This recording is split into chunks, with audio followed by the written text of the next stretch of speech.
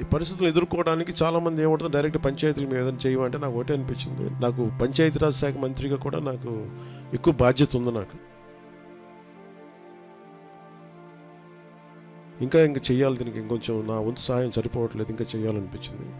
So దాదాపు 400 పంచాయతీలు అనుకుంటే నేను ఒక్కొక్క పంచాయతీకి వ్యక్తిగతంగా నా తరపు నుంచి 1 లక్ష రూపాయలు డైరెక్ట్గా పంచాయతీలకు వెళ్ళాలి. మన 10,000 రూపాయలు 25,000 రూపాయలు ఎలాగా డైరెక్ట్ పంచాయతీ నిధుల్లో పడ్డాయో అలాగే ఈ 1 లక్ష రూపాయలు కూడా ఇది ఎంత సహాయం అవుతుందో తెలియదు, కానీ కనీసం ఆ పారిశుద్ధ్య పనుల కన్నా పనిచేస్తే ప్రభుత్వం మీద కొంచెం భారం తగ్గుద్ది. సో నా సైడ్ నుంచి నేను ఇచ్చే 400 పంచాయతీలకి ఈ 1 లక్ష రూపాయలు చొప్పున కనీసం పారిశుద్ధ్య పనులకు కొంచెం సహాయకారిగా ఉంటుంది అనేది.